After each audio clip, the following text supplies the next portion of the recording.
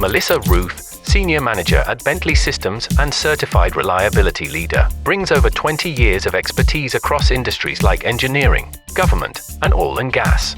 With a passion for team building, digital transformation, and change management, Melissa uses her problem-solving skills and leadership experience to deliver innovative solutions. A dedicated volunteer with the Reliability Leadership Foundation, she contributed to the creation of the Uptime Element People and Culture at Work (PCW) framework and its companion book, The People and Culture at Work Passport. Maura and Vice President of Reliabilityweb and Global Director of Wareham, Women in Reliability and Asset Management, with the Association of Asset Management Professionals, AMP, is a passionate advocate for advancing reliability and asset management practices worldwide. With a focus on education, leadership, and community building, Maura plays a pivotal role in fostering collaboration and driving innovation within the global reliability and asset management community. Maura and Melissa, welcome to The Stand. Melissa, Ruth, Maura, welcome to The Stand. Thank you. Good to be here. Thank you. Really great to be here. Well, we got some significant work that you've both been involved with, but Melissa, you've been leading the work on the new People and Culture at Work domain for Uptime Elements, and why don't you tell us just a little bit about what is that People and Culture at Work domain? Yeah, so we spent a lot of time working on this because we started with diversity and inclusion, and we started realizing that the picture was bigger than just a diversity and inclusion conversation. And the other thing we thought about was we generally know our jobs from maintenance and reliability aspects, but we don't always know how to get the most out of our people and building the right culture in our communities. That's great. What a task to take on. You know, we've all sort of always known, we talk about culture all the time, but we didn't provide any roadmap or any assistance in then creating that culture. Maura, you've been sort of almost practicing this at Reliabilityweb. You know, I'm a mission oriented leader, you know, and I just want everybody to be on the mission and have reliability be as important as ever. And that's sort of the way I came up in the company. You've been really creating a transformation, which reminds me a lot of the work that's going on in this book. So tell us a little bit about, you know, why did Reliabilityweb, why could it benefit from focusing on people and culture work, and what have you been doing? Thank you, Terrence. An honor to share the interview with Melissa. Why not is the first question. That's what I come up with, because not only for Reliabilityweb, but for any organization, we talk about people first, people second, and people third. The idea is that the individuals feel that they are in a safe environment, that they can perform, and that they have a pathway to go, a pathway to follow. It's not only about the aim of the company, it's also how can you align your personal aim towards the objectives of that company. And I know we're gonna discover many more things together during the interview, but I just wanna tell you the first thing is we are humans and we are dealing with people and we all want more. We want more for ourselves, we want more for our families, we want more for our professional careers. Why not do it in an environment that you enjoy doing it? Melissa, one thing that I noticed from reading the book several times and listening to it, I like to put it in Speechify and listen to it.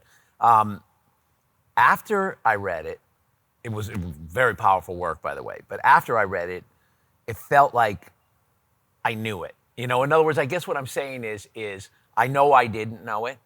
I read it, but then it felt like, of course I've known, of course. It's obvious.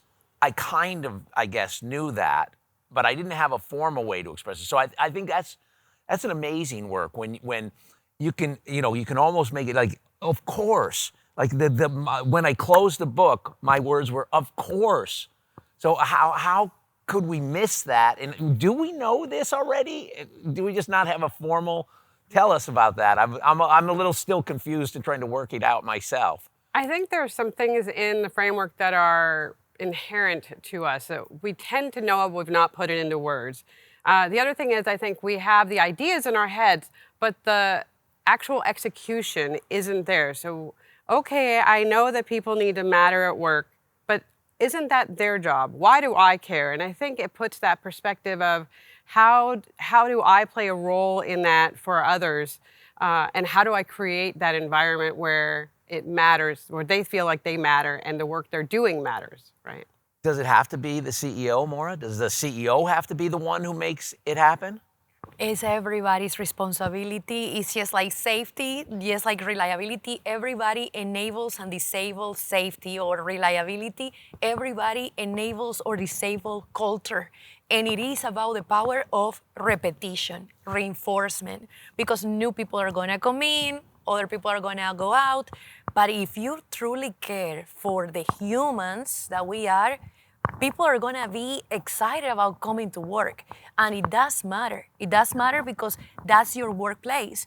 And not only the CEO is the leader, every single person needs to be with that little rope going towards that goal. Everybody together, all the stakeholders, coming back to asset management, everybody aligned towards the same goal. You cannot have one person disengaged or two people disengaged. And look, if you do have them, great opportunity to talk about. Because you do need to understand who is engaged, who is disengaged. The lack of awareness hurts a lot of companies. It starts with oneself, it starts with self-awareness. As typical, put the mask first so you can apply it on others. That concept goes to culture as well, across the organization. Melissa, we're a community of maintenance professionals and reliability leaders and asset managers. Are we stepping on the toes of HR and and human capital management by wading into this area of people and culture at work?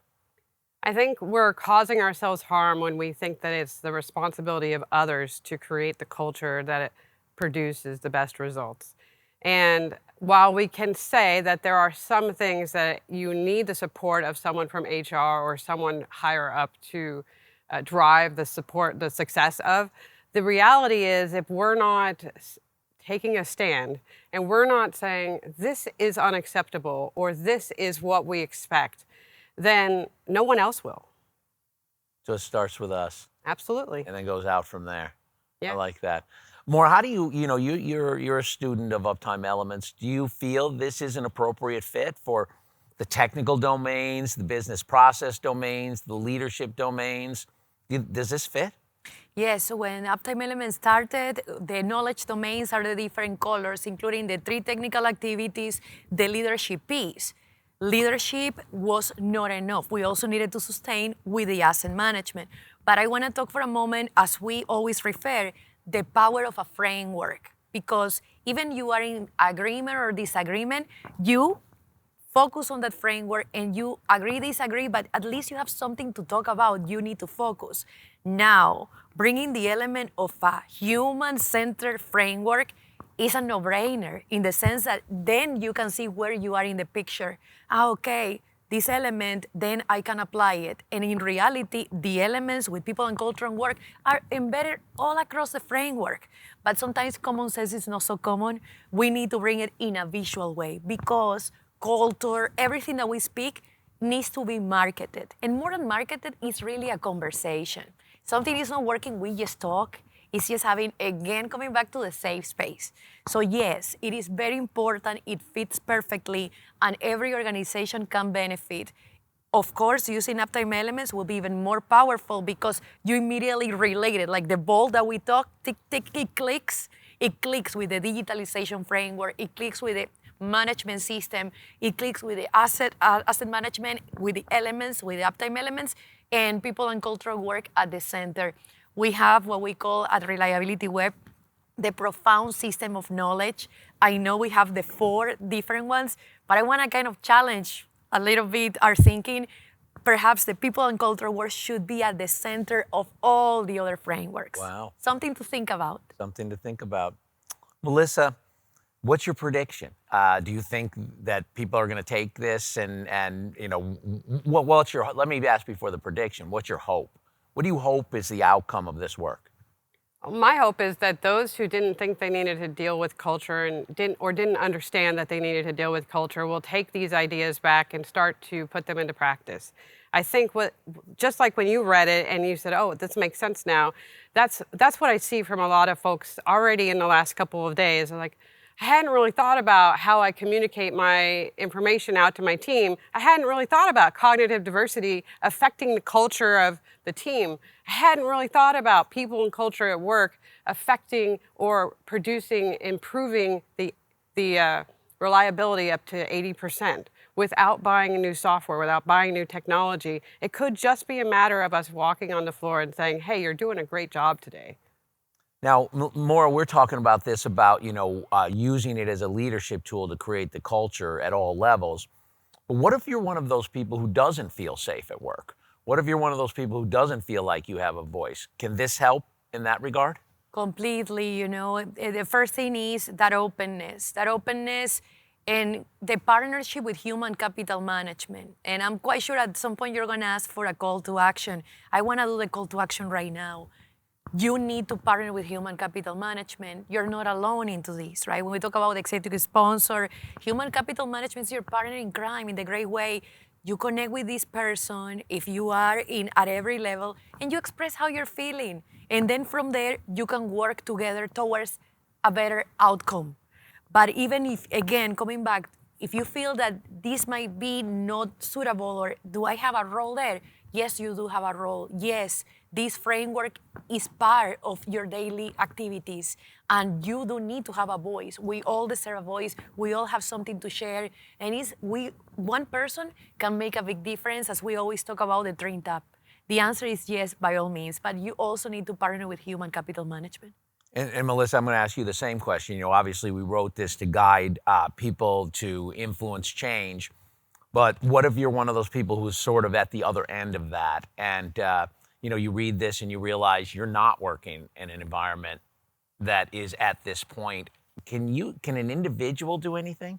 Absolutely. I always like to say, if you're the one who has the question, or if you are the one who feels uncomfortable, there are others who are also feeling uncomfortable. They just haven't spoken up yet. So it's really important to create that environment, at least within your own circle, so that that can grow within the company. And what happens if they don't? What happens if they just stay quiet? Well, then nothing changes. Wow. Ever. Wow.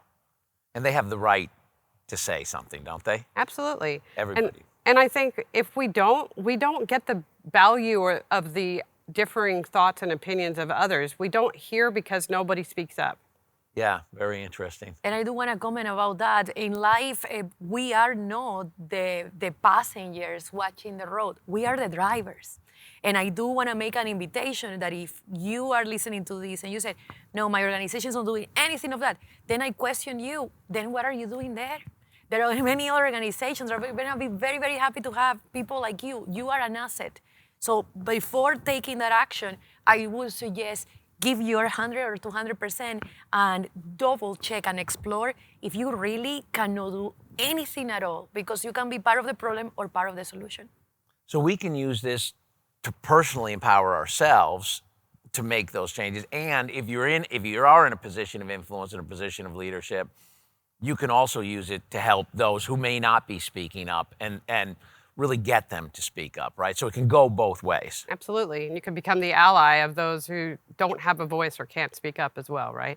There are some who are just never going to speak up, but they can speak to you, and you can then speak up for them. Well, I know you worked with a group, and you led it brilliantly, and this result is just better than I could have possibly imagined. I hope you feel the same way. I think it's going to have major impact in the world, even maybe possibly outside of reliability and asset management. And I really want to congratulate you. You have just done a superior job leading this effort. We couldn't have done it without the team. The team was absolutely instrumental on this. I think when we talk about diversity and inclusion, every time we brought someone new into the consortium, we had differing opinions, and it made a huge difference in the results. Which is kind of the end result of this book, right? Let's work together, and everybody enriches our experience if we allow them to. Correct. You know, what a great book.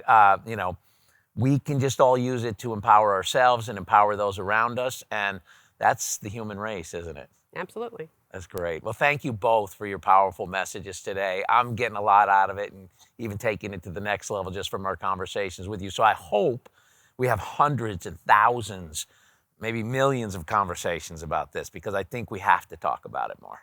Agreed. It should be a conversation in every meeting. Yeah, Right. very good. A safety moment, a reliability moment, a people and culture at work moment. I love it. Yeah. Very good. Thank you both for being here on the stand. I hope we can have you back again soon. Thank Thank you. you. Thank you.